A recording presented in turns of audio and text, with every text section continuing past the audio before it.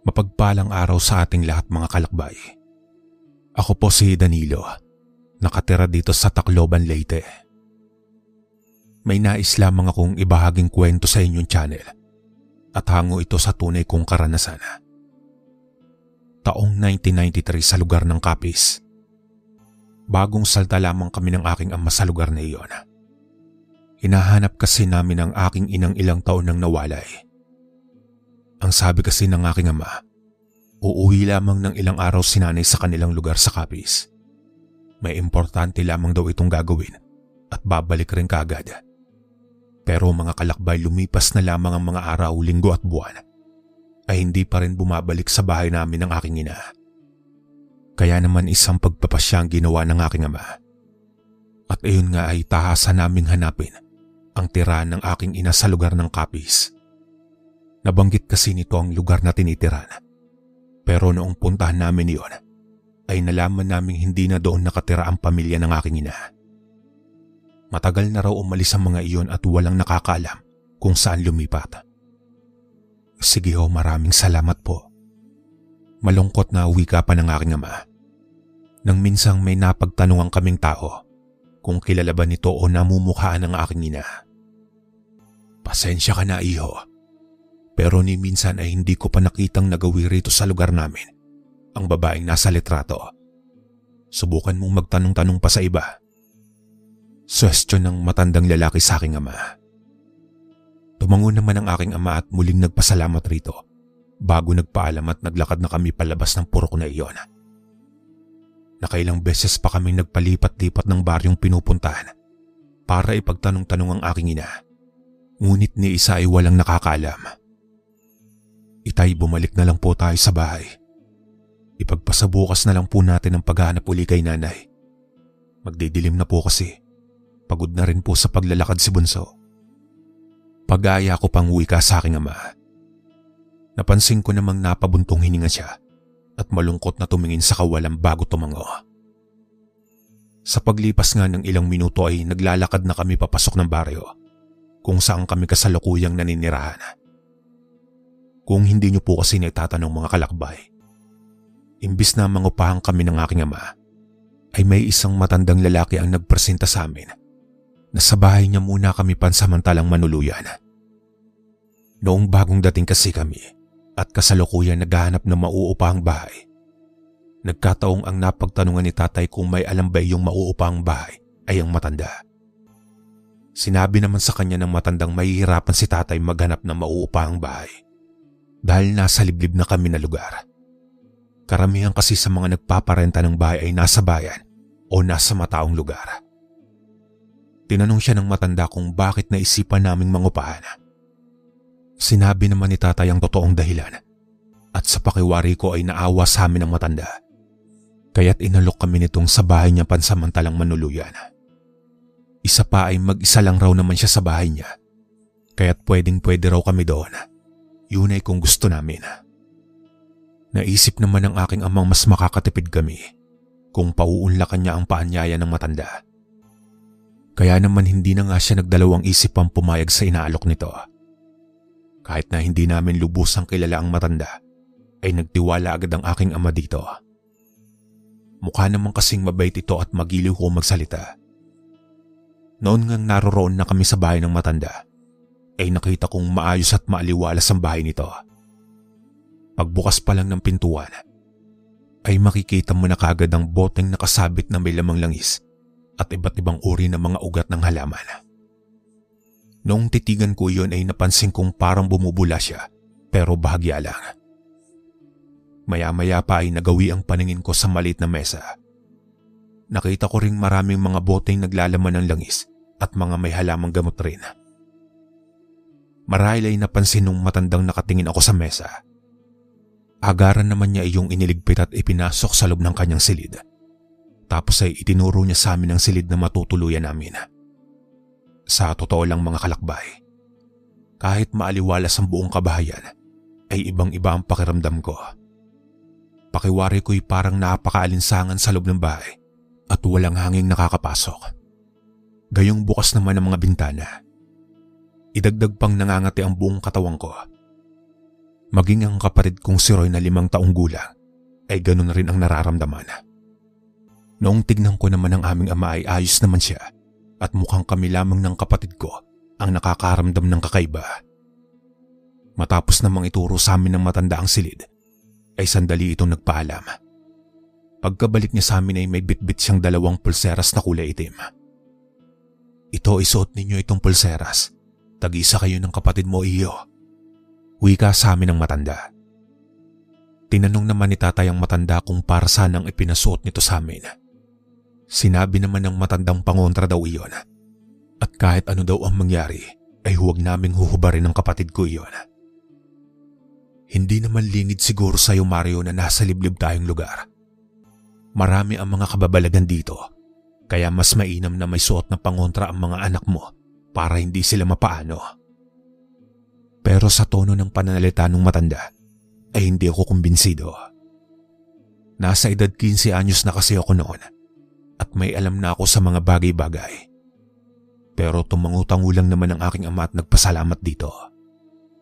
Matapos kong ang maisuot ang pulseras ay naging maayos na ang pakiramdam ko at ang kaninang nag-uumpisang pamamantal ng balat ko dahil sa walang tigil na pagkamot ay nawala na lamang iyon bigla. Isang gabi naman noon, kakatapos lamang namin kumain. Sandali akong nagpahangin sa may bintana nang may matanaw akong babaeng nakatayo sa di kalayuan malapit sa may puno ng santol na nasa tawid ng daanan. Bagya pa akong napakunot ng noo at tinitigan ng babae. Para kasing kahawig niya ang aking ina. Maliwanag kasi ng gabing iyon dahil sa sinag ng buwan. Inay, sambit ko sa aking sarili. Ngunit isang beses ko lang ikinurap ang aking mga mata, ay agaran namang nawala ang babaeng natanaw ko. Kinusot-kusot ko pa ang aking mga mata at inilibot sa buong paligid ang paningin ko.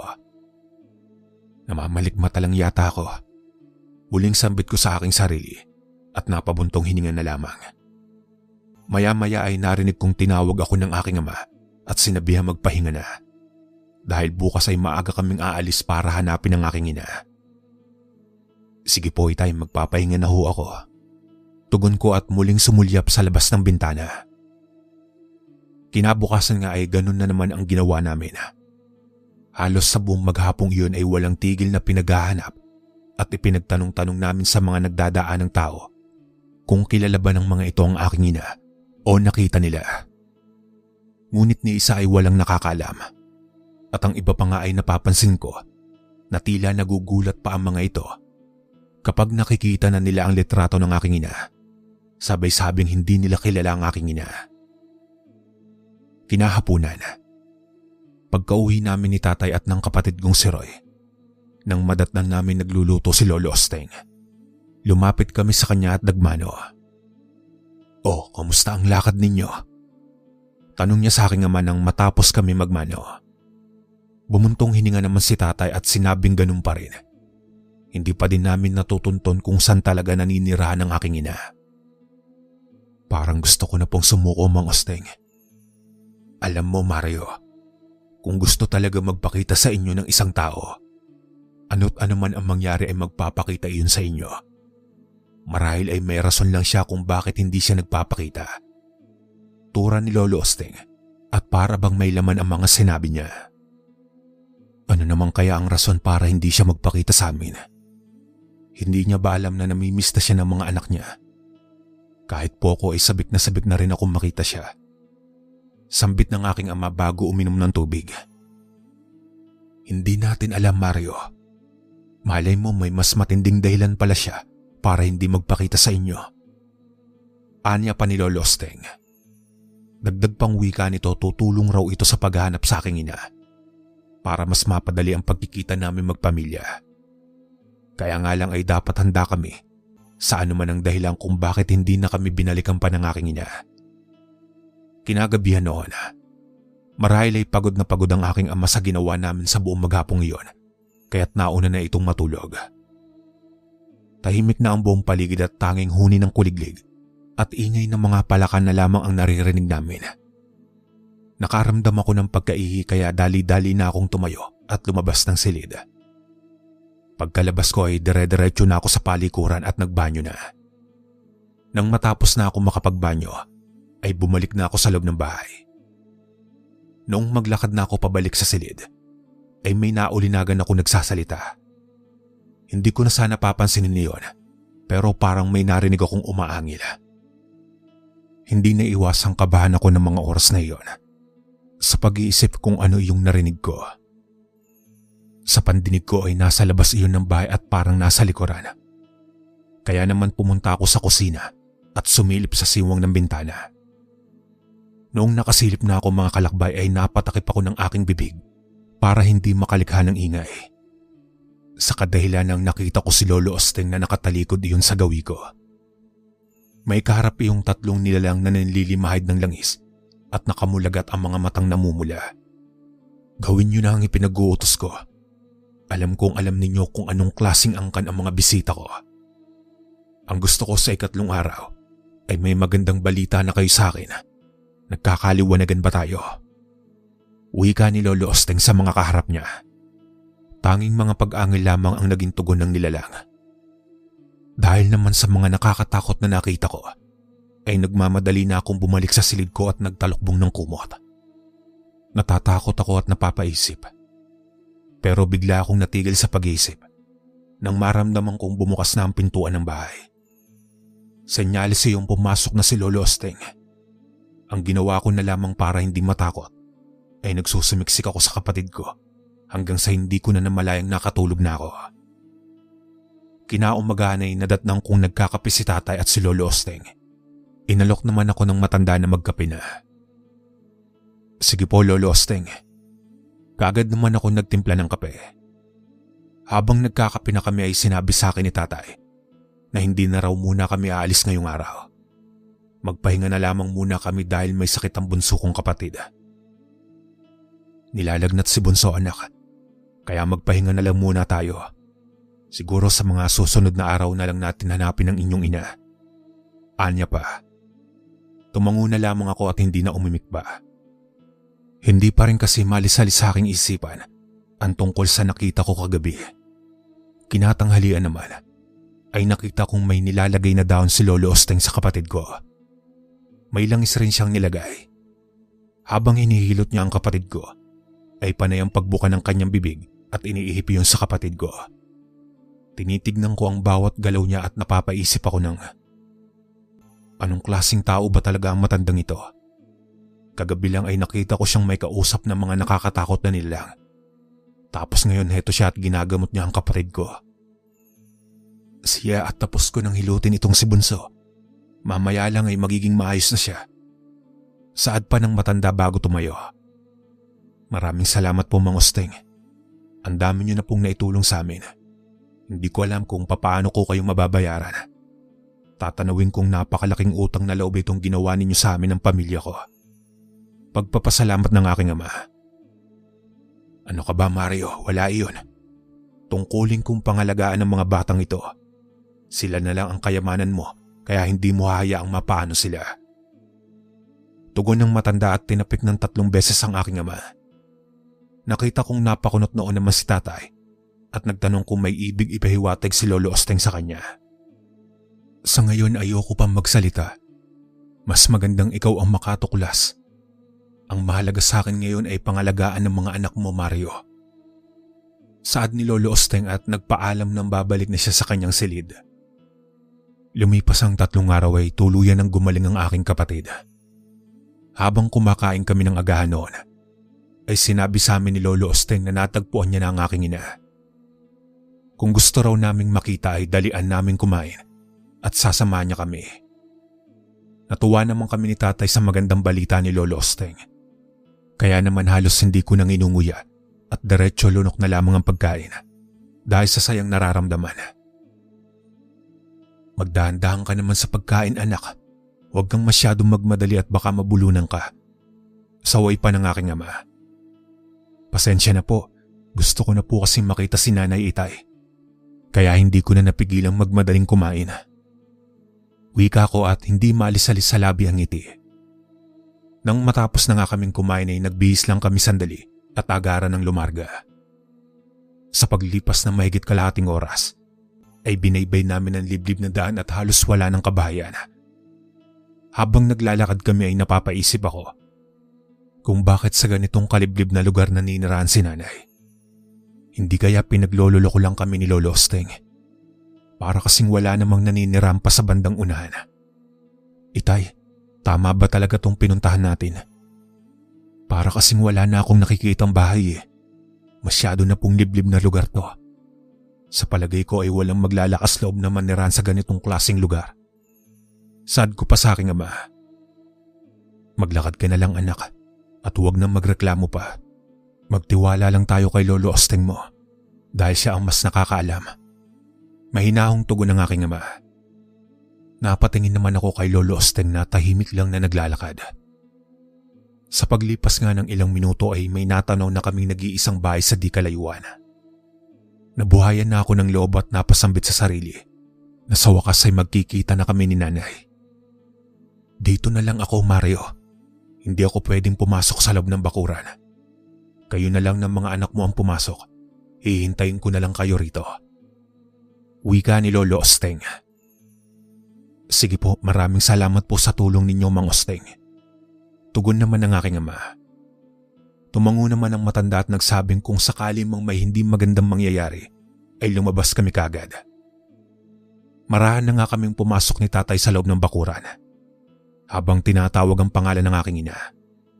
Nakailang tawag na kami ay wala pa rin sumasagot. Hindi kaya't wala si Nanay Itay. Wala po kasing sumasagot eh. Tanong ko sa aking ama. Sinabi niya namang imposible dahil ang sabi sa kanya ni Lolo Osteng, hindi umaalis sa araw ang aking ina. Halika anak, katukin na lang natin ang pintuan.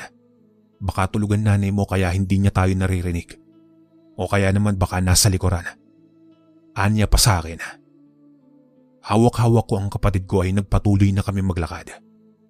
Nung akmang kakatok na sana ang aking ama nang makarinig kami ng may hinang pagangil at parang nasa likuran ng bahay iyon. Ano po kaya iyon, Itay? Narinig mo po ba yun? Tanong ko sa aking ama. Oo anak, narinig ko yun. Tara tignan natin, silipin natin doon sa likuran. Parang doon nang gagaling ang ingay eh. Aya ng aking ama at umikot na nga kami sa likuran. Saktong pag-ikot namin ay ganun na lamang ang gulat at kilabot na naramdaman ko. Nang harap-harapan kong nakita ang aking ina na may nilalantakang hilaw na karne ng hayop. Nakasalampak siya sa lupa at may hawak na bangkay ng hayop. Nanlilimahid sa dugo ang kanyang itsura. Para iyong baliw at patay gutom na walang tigil sa pagnasab ng karning hilaw. Rinig na rinig ko pa ang bawat paglagatok ng karning inunguya niya. Kaya halos mapaduwal na ako at hindi ko na kayang pagmasdan ng ginagawa ng aking ina. Marlene? Tanging nasambit ng aking ama. Tumigil naman sa ginagawa ang aking ina at marahang bumaling sa amin. Noong tuluyan ng tumingin sa amin si nanay, ay tila ba sandali siyang natulala. Tapos ay mabilis nang tumakbo papasok sa loob ng bahay. Lumabas muna kayo ng bakuran mga anak. Pumunta kayo kay Lolo Osteng ninyo. Kakausapin ko lang ang nanay ninyo. Utos sa amin ni tatay. Dahil sa takot ay hindi na ako nagtanong pa. Sinunod ko na lamang ang sinabi ni tatay. Inakay ko na ang kapatid ko at nagmadali ng maglakad. Samantalang si tatay naman ay walang pahintulot na pumasok sa loob ng bahay. Pagkalapit namin kay Lolo Osteng, ay hindi man lang ito nagtanong kung ano ang nangyari at bakit kami lamang ng kapatid ko ang lumabas. Sa pakiramdam ko ay tila ba may alam siya sa mga nangyayari. Ilang saglit pa ay narinig kong nagsisisigaw na si tatay. Kaya namang kinabahan na ako at baka ano na ang nangyari sa kanila. Akmang pupuntahan ko na sana sila. Pero bigla akong pinigilan ni Lolo Osteng. Sinabi niya sa akin hayaan ko na lang raw munang makapag-usap ng masinsinan ng mga magulang ko. Pero po Lolo, hindi ko na naituloy pa ang aking sasabihin dahil agad na pinutol iyon ni Lolo Osteng at sinabihan akong maghintay na lamang kung ano ang susunod na magiging hakbang. Hintayin ko kung ano ang magiging desisyon ng aking ama. Makaraan nga ang ilang minuto ay lumabas na ng bahay si tatay. Nagpupunas pa iyon ng mga mata at halatang kakagaling lamang sa pag-iyak. Ilang sandali rin ay lumabas na ang aking ina at sumunod na kay tatay. Sa bahay na tayo mag-usap. Maiksing wika ng aking ama at tahimik na nga kaming naglakad pabalik. Nang nasa bahay na nga kami ay hindi makapasok si nanay sa loob kung hindi pa kinuha ni Lolo Osteng ang boteng nakasabit. Hanggang diyan ka lang sa may sala dahil may mga nakabaong pangontra ng aswang sa ibang parte ng bahay ko, wika ni Lolo Osteng. Tahimik lamang na nakayuko ang aking ina. Lalapitan na sana namin siya ni Roy, pero napansin kong tila ba umiiwas siya. Narinig ko namang sinabi ni Lolo Osteng sa amin, kung gusto naming malapitan ng aming ina, ay hubarin muna namin ang suot na pangontra. Pero huwag naming kaligtaang isuot agad pagkatapos naming makausap ang aming ina. Dahil hindi kami makakapasok sa loob ng kwarto namin. May dugong aswang kayo at itong bahay ko ay may mga pangontra sa aswang. Iyang mga suot ninyong pulsera sa iyang nagsisilbing proteksyon ninyo para makapasok sa pamamahay ko ng malaya. May inusal rin akong orasyon dyan para hindi kayo basta-basta malapitan ng kauri ninyo. Pagpapaliwanag pa ni Lolo Osteng. Nagulat naman ako sa sinabi ng matanda at napatingin sa aking ina. Pagkatanggal ko nga ng pulseras at inilapag sa mesa, ay saka pa lamang ako nilapitan ng aking ina at niyakap ng mahigpit. Habang umiiyak ay ipinaliwanag niya sa amin ang lahat kung bakit napilitan siyang huwag nang bumalik sa amin. Pinapili kasi siya ng kanyang mga magulang kung makikisapi ba siya sa angkan nila o kukunin kaming dalawa ng kapatid ko at kami ang magiging kapalit sa pagtanggi niya at papatay nila ang aking ama. Sa takot niyang baka totohanin ng mga magulang niya ang pagbabanta, ay napilitan na lamang siyang sumunod sa gusto nila. Noon pa man kasi kahit nagpakalayo-layo na siya sa kanyang mga magulang, ay nasusundan at nasusundan pa rin siya at pilit na pinapabalik sa kanilang lugar. Anya pa ayaw niyang mangyari sa amin ng kapatid ko ang naranasan niya. Kaya mas pinili niya na lamang na huwag nang magpakita at makontento na lamang siya sa pagmamasid mula sa malayo. Nabanggit niya ring alam niyang nasa lugar na nila kami at nasa bahay kami ng isang albularyo. Kaya naman may mga gabing palihim niya kaming pinagmamasdan. Sa buong maghapong iyon ay kulang na kulang pa ang oras namin para pag-usapan ng lahat. Nagpasalamat rin ang aking ina kay Lolo Osteng dahil hindi ito nagdalawang isip na tanggapin kami sa loob ng pamamahay nito kahit na naramdaman nitong may dugong aswang kami ng kapatid ko. Sinabi naman ng matandang bago pa man kami dumating ay nakailang beses na siyang nanaginip tungkol sa dalawang bata na kailangan niyang tulungan. Dahil sa pagkakahaba ng usapan ay hindi na namin namalayang gabi na pala. Nagulat na lamang kami nang biglang may kumalabog sa labas ng bahay. Nagkatinginan naman kami ni nanay. Narito na ang mga kalahi mong mandaragit. Mukhang sinusundo ka na. Sambit ni Lolo Osteng habang nakasilip sa siwang ng bintana. Kaagad namang umalma ang aking ama at sinabing ngayong natagpuan na namin si nanay, hindi siya papayag na mawalay pa uli ito sa amin. Alam niyang may solusyon para maalis ang pagiging isang aswang. Ako ang haharap sa kanila. Humanda sila ipagtatanggol ko ang pamilya ko kahit kapalit pa ng buhay ko. Wika ng aking ama. Nung bubuksan niya na sana ang pintuan, ay mabilis naman siyang pinigilan ng aking ina. Nakiusap itong hayaan na lamang siya dahil ayaw niyang may mangyaring masama sa amin. Tama ang asawa mo, Mario. Marami ang kanilang angkan at hindi mo sila kaya.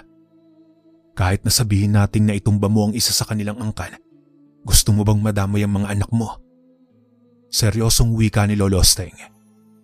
Samot-saring nakakapangilabot na huni ng wakwak ang aming naririnig. Nagpapaikot-ikot lamang iyon sa labas ng bakuran at para bang nanggagalaiti na. Hindi pwede, Mang Osteng. Ang tagal kong hinanap ng asawa ko, tapos basta-basta na lamang nilang kukunin. Hindi ako papayag. Magkakamatayan muna kami. Maluhaluhang wika ng aking ama. Naiintindihan mo ba ang mga pinagsasasabi mo, Mario? Parang dinala mo lang sa lugar na ito ang mga anak mo para mapahamak. Tura ng matanda. Bagya namang natauhan ng aking ama at napatigil. Muling nakiusap naman ang aking inang hayaan na lamang siya.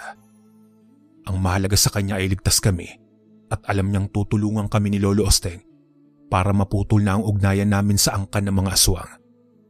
Mas masaya siya kapag nangyari na iyon dahil mamumuhay na kami ng normal ng kapatid ko. Mangiyak-ngiyak naman ang aking ama at wala na siyang nagawa kundi ang pumayag sa kagustuhan ng aking ina. Noon ngang binuksan na ni Lolo Osteng ang pintuan ay sandali akong napatda dahil kitang-kita ko ang dalawang nakakapangilabot na nilalang.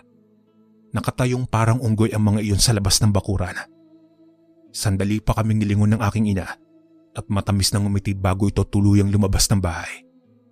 Pagkalabas nga ay agaran ng isinara ni Lolo Osteng ang pintuan, kaya hindi ko na alam ang mga sumunod na nangyari. Basta naririnig ko na lamang ang mga nakakatakot na paghangil at pagpagaspas ng mga pakpak palayo. Matapos nga ang gabing iyon ay walang tigil sa pagdangungoy ang aking ama. Maging ako man at ang kapatid ko ay naiiyak na rin. Pilit naman pinapaunawa sa amin ni Lolo Osteng kung bakit iyon ang ginawa ng aking ina. Anya pa tutuparin niya ang pangakong binitiwan sa aking ina na puputulin niya ang ugnayan naming dalawa ng kapatid ko sa angkan ng aking ina. Kinabukasan nga ay may mga ritual na ginawa si Lolo Osteng. Gamit ang karayom na itinusok sa luya, ay nakailang beses niya itong itinusok sa aking hintuturo. Pinadugo niya ng pinadugo ang hintuturo ko at pagkatapos ay isinalin niya iyon sa baon ng nyog na walang mata. Marami pa siyang mga ritual na ginawa hanggang sa tuluyan nang maalis ang pagiging aswang namin magkapatid at naputol na ang ugnayan namin sa angkan ng mga aswang. Ayon pa sa matanda kung sakaling nagkataong hindi niya kami natulungan o hindi nagtagpo ang mga landas namin, hindi pa naman namin mararamdaman ang pagiging aswang sa murang edad. Pero sa oras na tumuntong kami sa edad na 20, ay doon na namin mararamdaman ang pagiging aswang. Hanggang dito na lang po ang aking kwento mga kalakbay. Maraming salamat.